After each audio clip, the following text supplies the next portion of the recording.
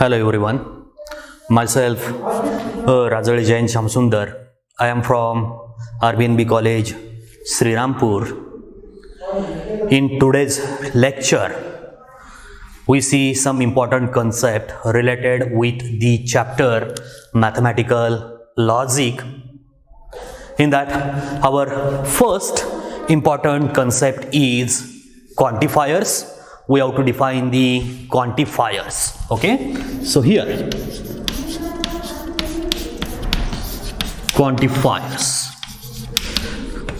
quantifiers is one of the very interesting concept in this chapter, and to define these quantifiers we consider open sentences. Everyone knows open sentence is not a statement. Okay, I repeat again, to define this we consider open sentence, and we know this open sentence is not a statement. Okay, so here in quantifiers, if open sentence is given and we have to convert this open sentence into a statements. I repeat again, open sentences are converted into a statement by using some phrases, by using some words like all, then some, then none. Okay, we consider these three words. We consider some phrases related with these words. Here for all, we consider for all, okay, and for some we consider there exists, okay. So these phrases are used to convert the open sentences to a statement. Okay, so here all, some and none are the some words, and these words are called as quantifiers. That is, here for all, here there exist are called the quantifiers. Okay, so we know there are, or here in mathematical logic we consider two types of quantifiers. In that, first is for all, second is there exist. Okay, so we go with our first one, and is for all. Okay, this for all is also called as universal quantifier. Remember this, here for all is called universal quantifier, and this universal quantifier is denoted. We denote this universal quantifier by using the notation like this.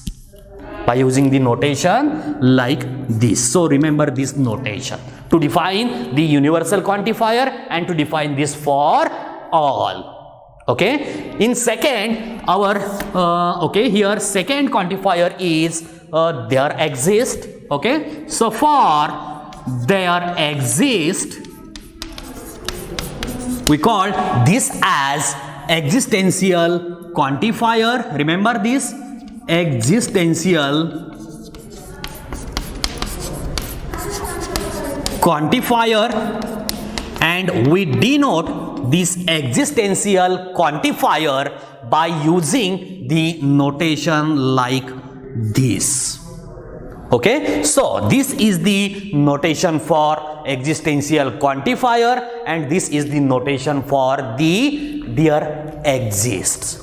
Okay, so in mathematical logic we see these two quantifiers.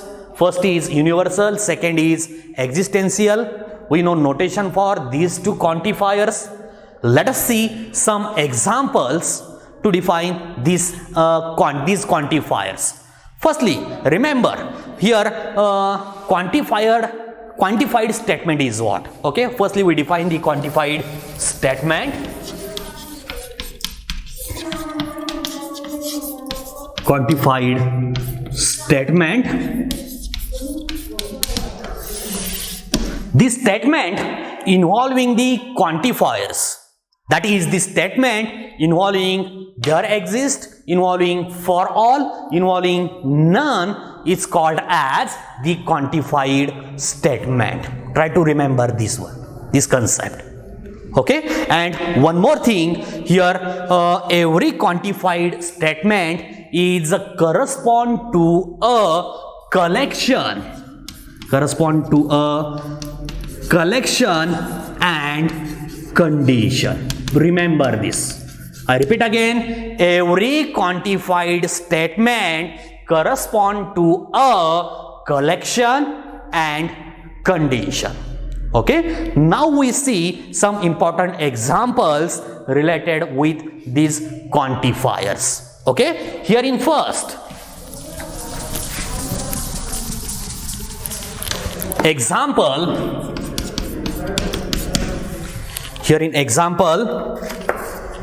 if A is the set and is having 3, 5, 7, 9, 11, 13, 15. Okay, here elements in this set we have some elements. Okay, then determine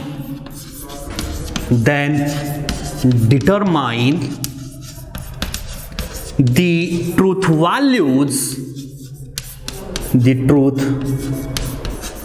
values value of each of the following,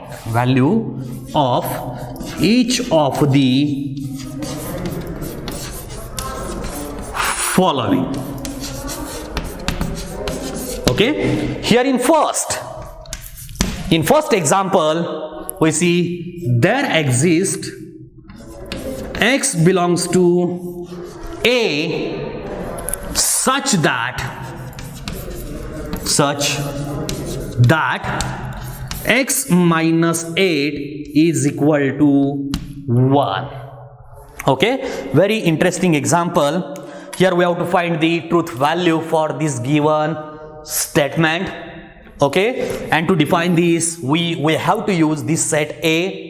We have to consider all the elements from this set A. Okay, and we have to check whether elements from this set A are satisfy the given equation or not. Remember here our quantifier there exist is given. We know notation for this. This is for there exist. Okay, there exist means we have to consider some values. Remember this. Okay, so we consider each and every element, okay, for this equation. Okay, here in first, okay, here all the values, here x means elements from A. Remember this. Okay, here only 9 is the element. Remember, here only 9 is the only element which satisfy the given equation.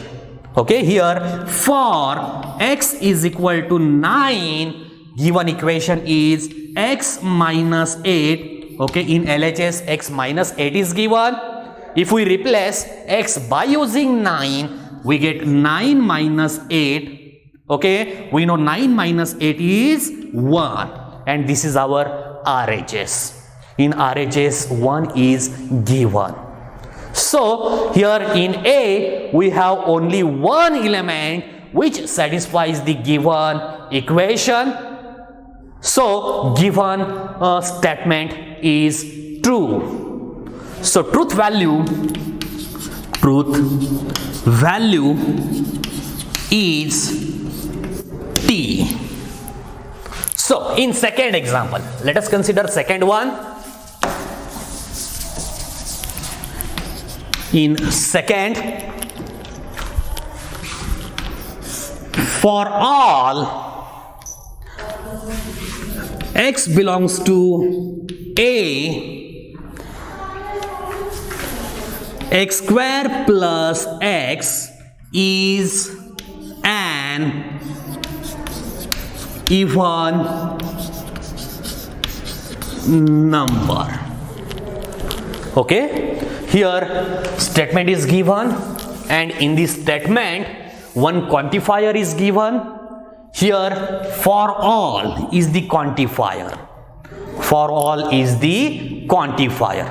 So we have to consider all the values, all the elements from this A to check or to find the truth value for the given statement. Okay, so here we check all the elements, we consider all the values. Okay, so for x is equal to, first value is 3, so we put x is equal to 3. We find x square plus x is equal to, we replace x by using 3, so 3 square plus 3, we know 3 square is 9, 9 plus 3 is 12, and we know 12 is even. Then for second value, second element, here second is 5. Okay, so we replace x by using 5. Here we get 5 square plus 5. We know 5 square is 25, and 25 plus 5 is 30. Is also even. Next, for x is equal to 7, again we find value for x square plus x. Okay, we replace x by using 7. We get 7 square plus 7. We know 7 square is 49.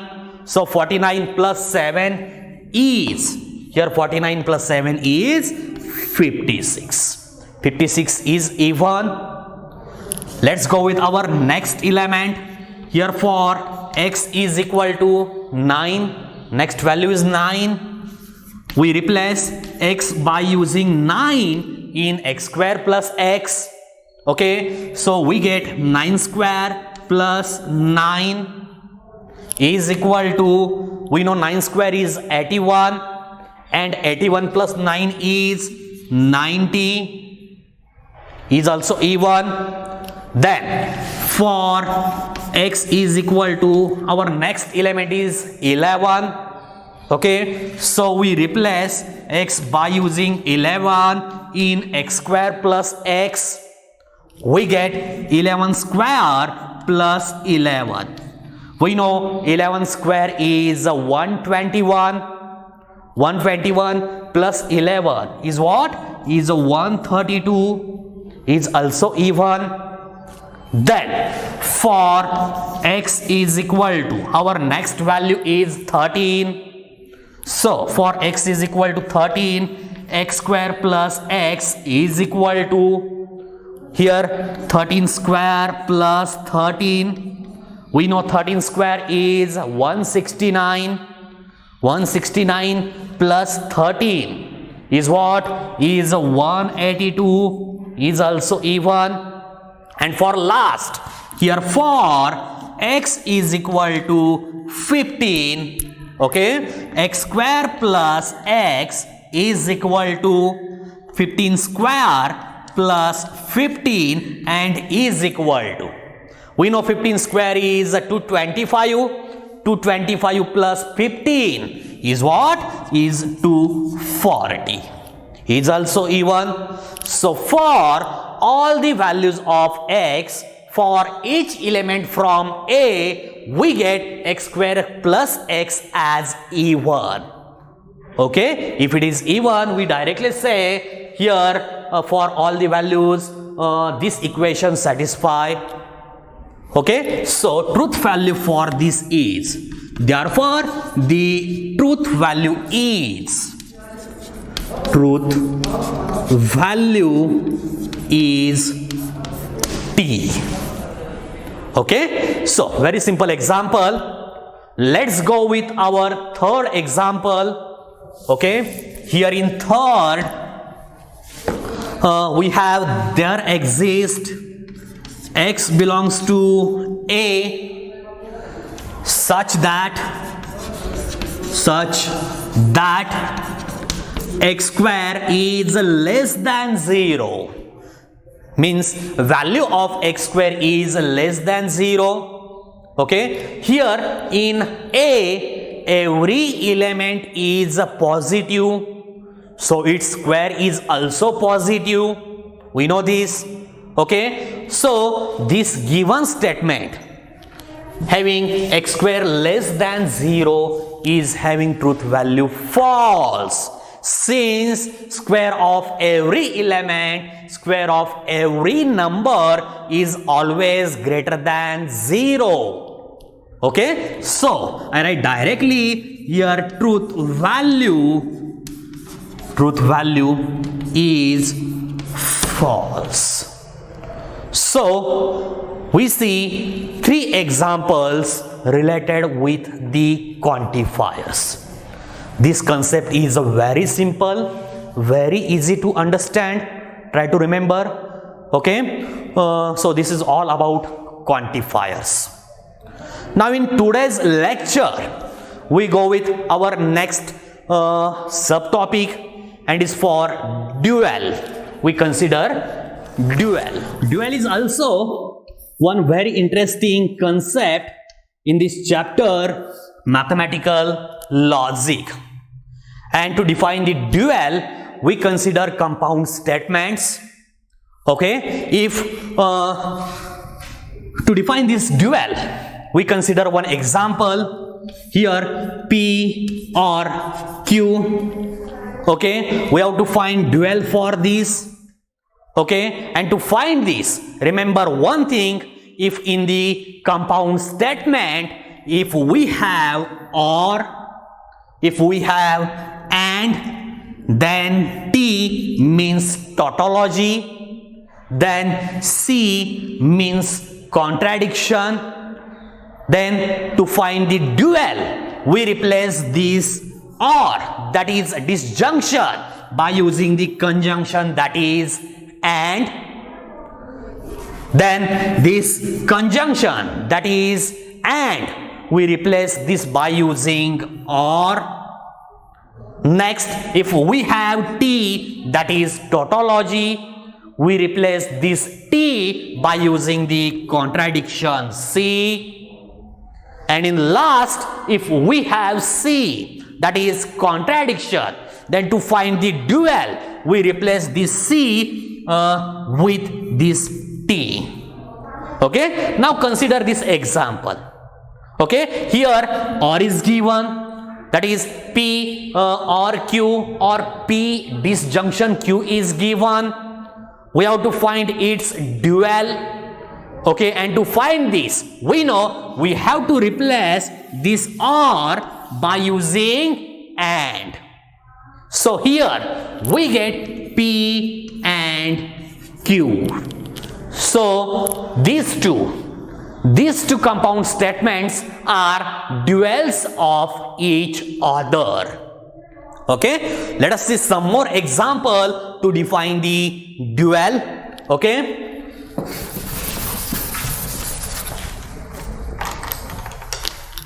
write the duals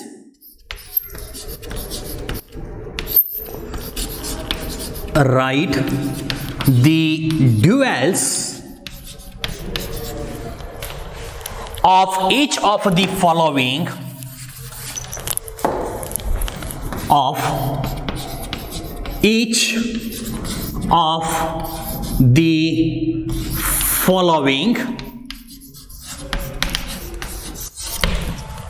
In first, we consider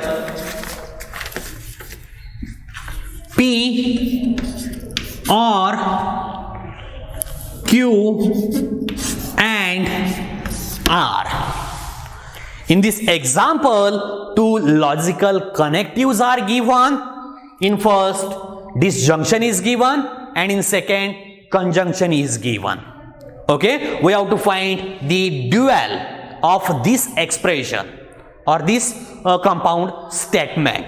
So dual for this is, here dual is, okay, again we know if we have or, we replace this or by using and. If we have and, we replace this and by using or. So here dual is P and, here OR is given, so we use and. Then inside the bracket Q, here AND is given, so we use OR, R. So these two are duals of each other. Okay, then in second example, P and Q or R. Again, in this example, two logical connectives are given. In first and in second OR. We have to find dual for this compound statement. So here dual is, first simple statement is P, then connective AND is given. We replace this AND by using OR. Okay, then inside the bracket here Q is given, so Q. Then for OR we replace this by using and lastly our statement are as it is. So dual for given compound statement is like this.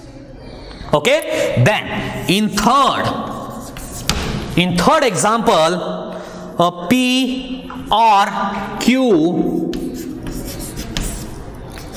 and R or S. Okay, here again four simple statements are given, P, Q, R, S. Here connective and OR is given, that is conjunction and disjunction, both are given. We have to find dual for this. So here dual is, to find this we consider first bracket. Okay, here P OR given, we replace this OR by using and, then Q as it is.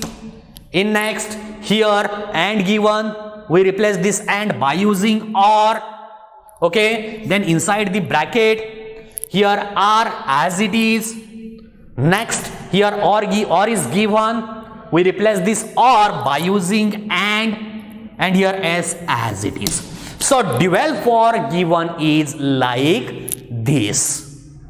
Okay, we see one more here in fourth, C or P or Q and R. Okay, here statement is like this, compound statement is like this. Okay, here C is for contradiction, and we know in contradiction all the truth values in the last column, we consider all the truth values in the last column as F. Okay, we find dual for this. Dual is, we know if we have C, we replace this C by using T by tautology. Okay, then here OR is given. For OR we replace this OR by using AND. Next, inside the bracket here P as it is. Then here OR is given, we replace this OR by using AND. Next, inside the bracket here Q as it is. Then AND is given, so we replace this AND by using OR. And lastly, this R as it is, this bracket complete. So this is the dual for given. Dual for given. So try to remember these four examples, and we define dual by using these four examples. Okay, so we change only the connectives. Remember, we change only the connectives, that is AND by OR by AND, T means tautology by contradiction, then C, that is contradiction by tautology, to find the dual. Okay, remember this. So we consider these four examples. This is all about the dual. Okay, very interesting concept. Now in this chapter, our next very important concept is for negation of compound statement. Very important concept. So here I write negation of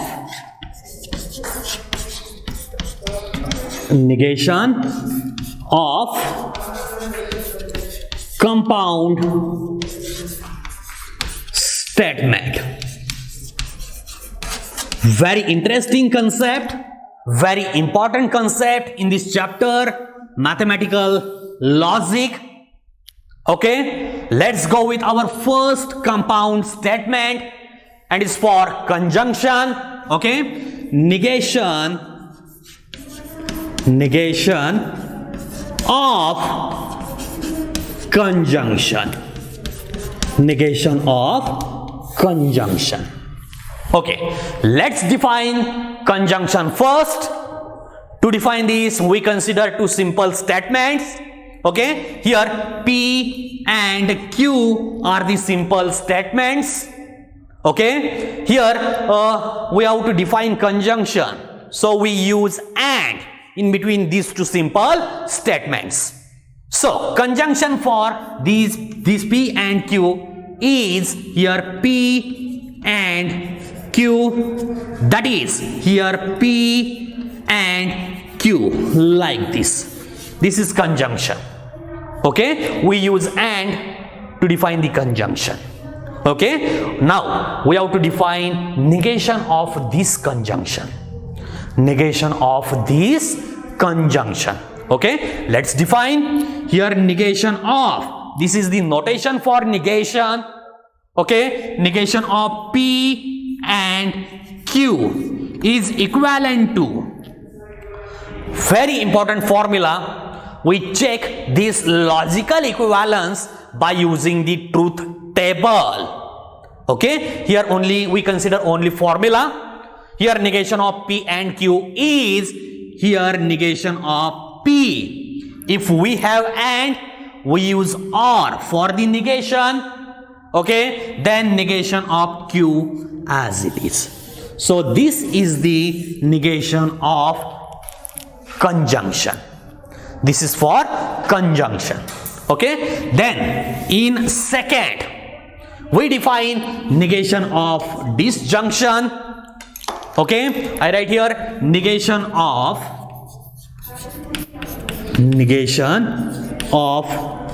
disjunction. Disjunction means we use OR in the compound statement. Let's define this disjunction. Let P and Q are two simple statements. Then disjunction for this is here P or Q. And notation for this is here P or Q, like this. Okay, now we define negation of this disjunction. Okay, and formula for this is here negation of P or Q is equivalent to, firstly apply this negative sign for P, so negation of P. Here in between logical connective OR is given. If we have OR, we replace this OR by using AND. Then we consider negation of this Q. So this is the negation of disjunction. Then we go with our third, and is for negation of conditional, that is implication. In third, negation of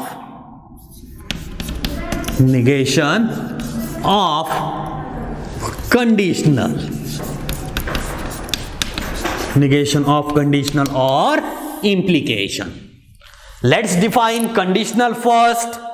To define this, again we use two simple statements P and Q. Then conditional for this, we write conditional for this by using if P then Q. Remember this, we use if then for the conditional, and notation for this is here P implies Q. Okay, now we define negation of this implication or negation of the conditional, and formula for this is here negation of P implies Q and is equivalent to, remember this, here P and negation of Q. Remember this is very important formula. Negation of P implies Q is equivalent to here P and negation of Q.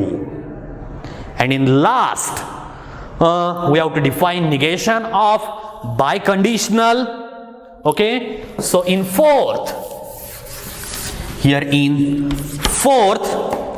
negation of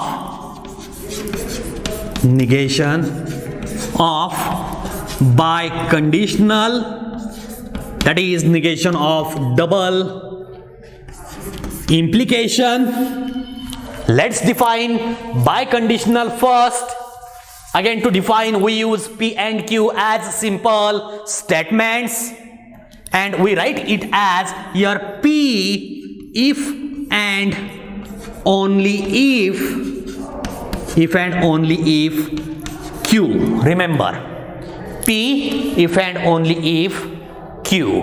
And notation for this is here P double implies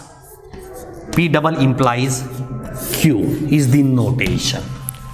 Now we consider negation for this biconditional. Okay, and formula for this is here I write negation of P double implies Q is equivalent to, we know here P double implies Q is, here I write in square bracket. Okay, so is P implies Q or Q implies P. P implies Q or Q implies P.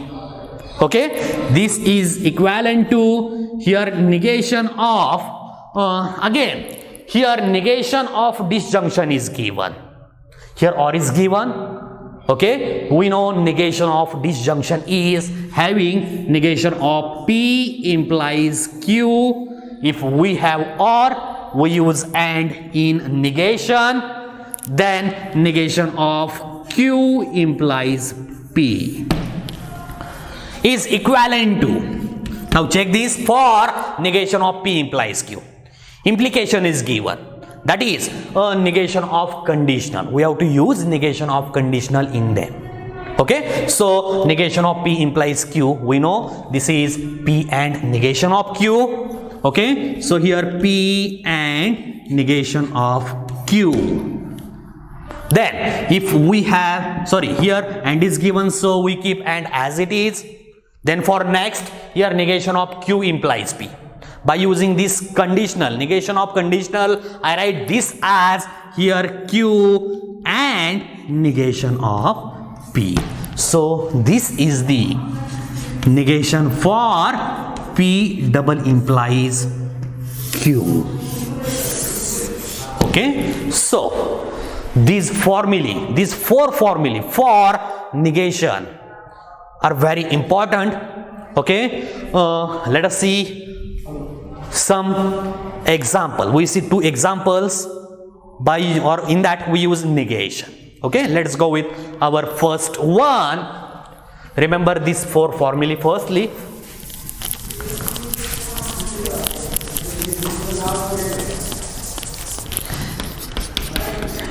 Example.